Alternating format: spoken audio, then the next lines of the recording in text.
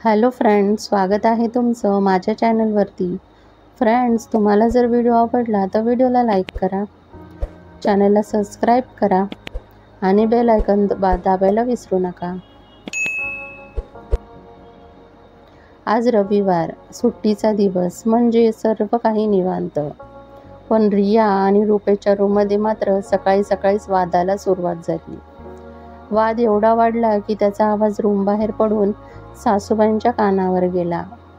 असे छोटे मोठे वाद नेहमीच होतात दोघांमध्ये, त्यामुळे हे काय नेहमीचंच आहे असं म्हणत सासूबाईंनी त्यांच्या भांडणाकडे दुर्लक्ष केलं. पण आज वातावरण भलतंच तापलं होतं. त्याचं झालं असं की आठवडाभर रिया आणि रुपेश आपापल्या कामांमध्ये बिझी असतात. एक रविवार असतो काय, दोघांना एकत्र वेळ घालवण्यासाठी मिळतो. त्यात आज रविवार असून रुपेशने कॉलनीतल्या मित्रांसोबत क्रिकेटचा प्लॅन बनवला आणि रियाने रुपेशसोबत मूव्हीचा. झालं, माशी इथेच शिंकली आणि दोघांची वादावादी सुरू झाली. दोघांपैकी कोणीही माघार घ्यायला तयार होईना. चिडचिड करतच रियाने रूमचं दार उघडलं. आपली रविवारची पेंडिंग कामं करायला सुरुवात केली. पण तिची धासधूस चालूच होती. रुपेशने नाश्ता केला, ऑफिसची 1-2 कामं पेंडिंग होती ती केली. तेवढ्यात खालून मित्रांनी आवाज दिला. रुपेशने घड्याळीत पाहिलं, काटा 12वर आलेला. म्हणजे मॅचची वेळ तर झाली. मित्रांना खुणेनेच येतो म्हणत त्याने कोपऱ्यातील बॅट हातात घेऊन चप्पल पायात सरकवली. रियाला जातो म्हणण्यात अर्थच नव्हता, ती अजूनच चिडली असती.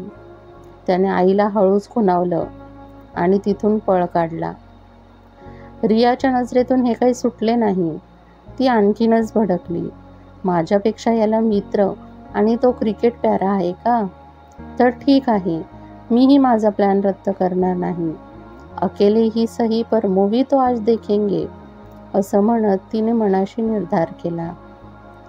दुपारी 3च्या शोचं ऑनलाईन बुकिंग केलं आणि काम आटवायला सुरुवात केली. जेवण करून दुपारी 2लाच ती घरातून बाहेर पडली. रिक्षात बसली. मी एकटी मूव्ही पाहू शकत नाही काय? नाही गरज मला तुझी. दरवेळी आपलं याचंच ऐकायचं. आज दाखवूनच देते, त्याच्याशिवाय माझं काहीही काढत नाही. विचारात असतानाच रिक्षा मल्टिप्लेक्स समोर थांबली. रिक्षातून खाली उतरली. पाहिलं तर रविवार असल्याने तुफान गर्दी होती. तिला पुन्हा रुपेशची आठवण झाली. मूव्ही दोघांच्याही वीक पॉईंट होता, अगदी कॉलेजमध्ये असल्यापासूनच. त्या वेडानेच तर त्यांना एकत्र आणलं होतं. कॉलेजमध्ये असताना एकही मूव्ही सोडला नाही त्यांनी बघायचा. फ्रेंड्स तर त्यांना मूव्ही लवर म्हणूनच चिडवायचे. आजही तिने दोघांसाठी मूव्हीचा प्लॅन केला, पण रुपेशने सगळा प्लॅन चौपट केला. शांत झालेला राग पुन्हा बाहेर डोकावू लागला. तिने एकवार आपल्या अवतीभोवती पाहिलं. सगळीकडे गर्दीच गर्दी. कोणी कुटुंबासोबत, कोणी कॉलेज ग्रुपसोबत, तर कोणी आपल्या प्रेमिकेला घेऊन आलेले. आपण मात्र एकटेच. तिने मन कट्टू केले. पण नाही, रुपेशशिवाय काही अडत नाही असा विचार करत तिने डोअर कीपरच्या हातात तिकीट टेकवलं आणि आत एंट्री केली. मूव्ही सुरू झाला खरा, पण रियाची नजर अवतीभोवती फिरू लागली. पुढच्याच रांगेत एक प्रेमयुगुल बसलेलं. तिने छानपैकी त्याच्या खांद्यावर डोकं ठेवलेलं.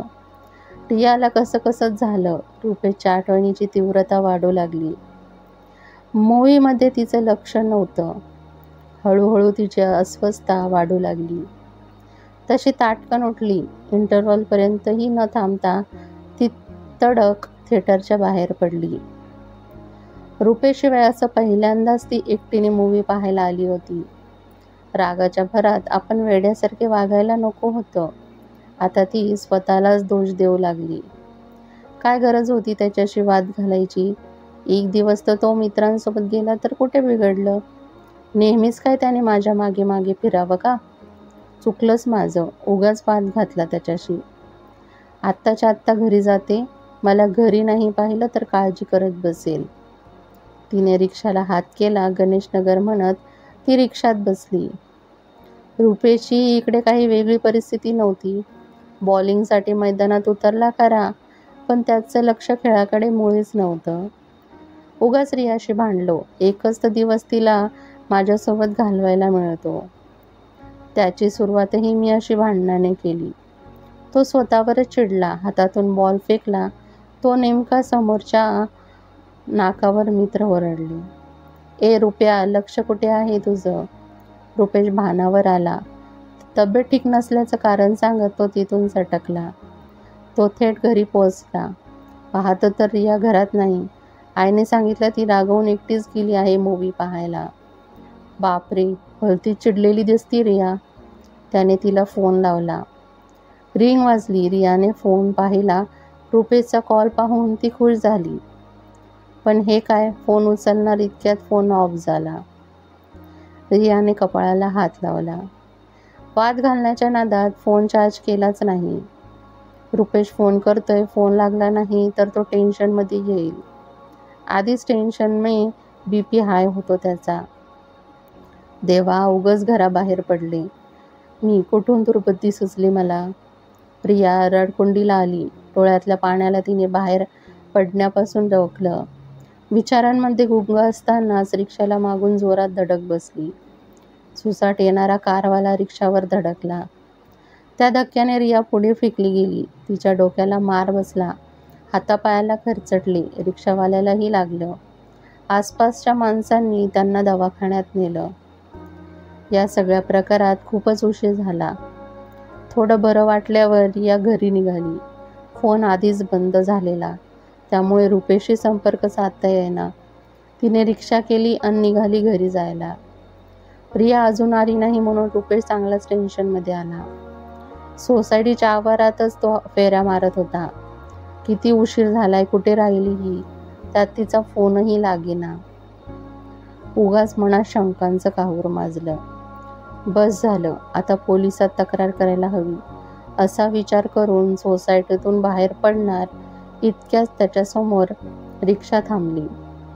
त्यातून रिया बाहेर पडली. डोक्याला पट्टी बांधलेली. रुपेशला पाहून रिया त्याच्या गळ्यातच पडली. इतका वेळ दाबून ठेवलेला अश्रूंचा बांध बाहेर पडला. दोघं एकमेकांची माफी मागू लागले. हे सगळं माझ्यामुळे झालं. दोघंही स्वतःवर दोष देऊ लागले. इतका वेळ रुपेशची आई खिडकीतून सारं पाहत होत्या. त्या गालातल्या गालात हसल्या आणि म्हणाल्या, यालाच म्हणतात तुझं माझं जमेना अन तुझ्या वाचून करमेना.